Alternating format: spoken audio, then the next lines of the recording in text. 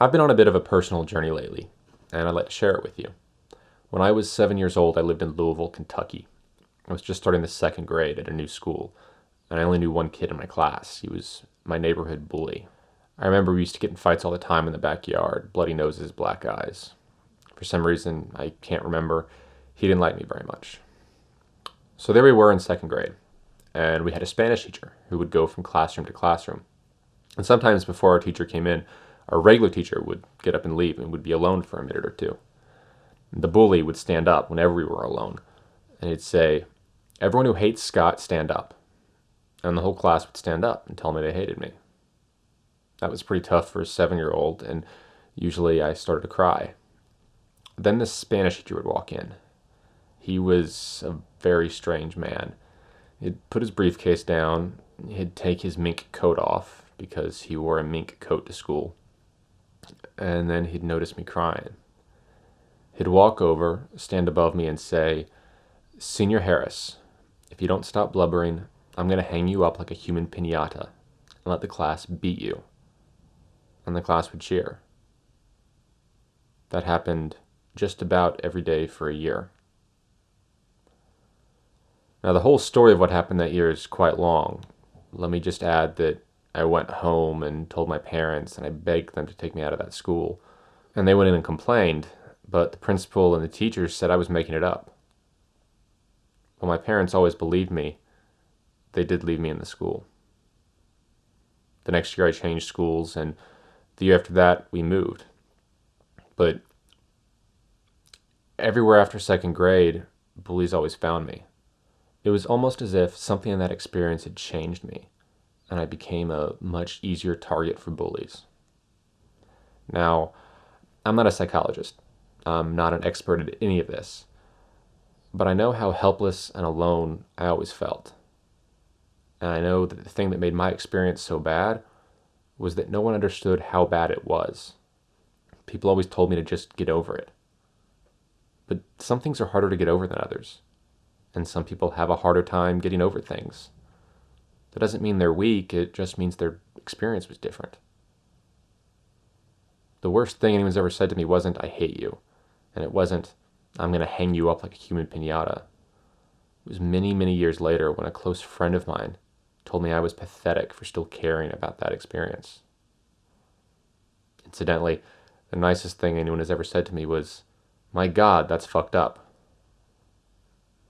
They understood how bad it was. And that was all that I needed. So there are two reasons why I've sat down to make this video. The first is, I know there are plenty of other people out there who are still affected by having been bullied as a kid.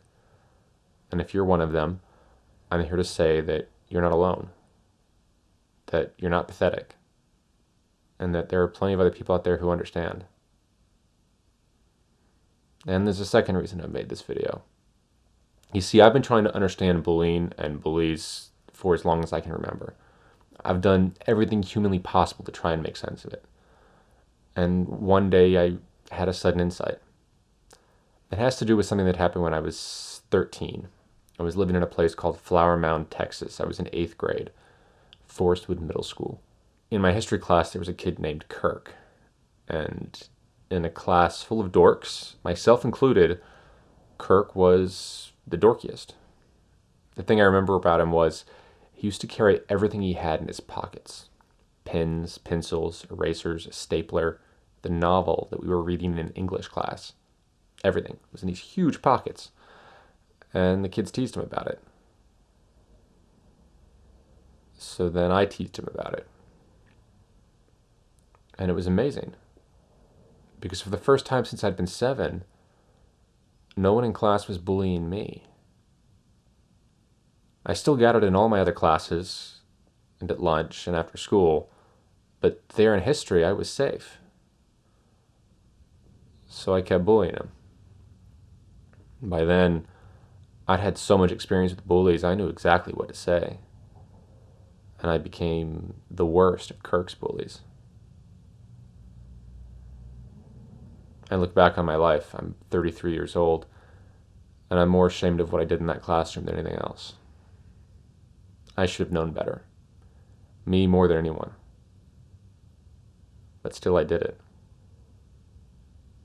And I even understand why I did it. It was just such a relief to not be the target. As long as I was picking on him, no one would pick on me. And as I realized this, I realized that all those kids in second grade who used to stand up and tell me they hated me didn't actually hate me. They were just afraid of becoming the target themselves.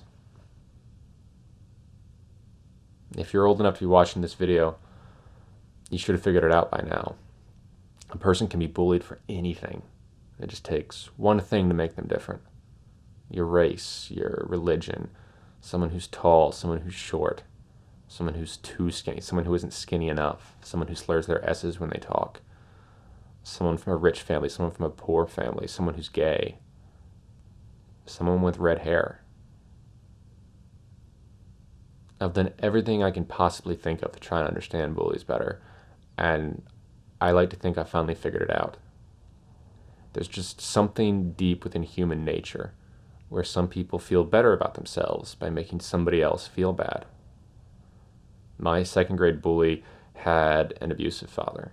He felt powerless at home. So when he went to school, he had to make himself the king of the classroom, which meant someone had to be powerless there. And I got picked.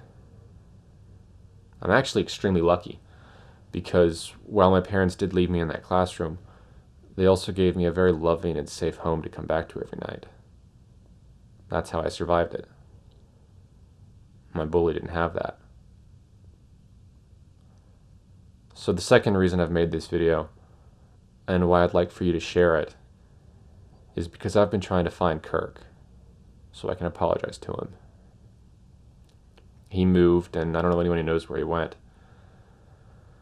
I'm hoping if this spreads far enough, he'll see it. He'll get in touch with me so I can apologize to him properly. In the meantime, I've made this video in the hope that you'll remember my story the next time you see someone being bullied. I'm hoping you'll be braver than I was. Thank you.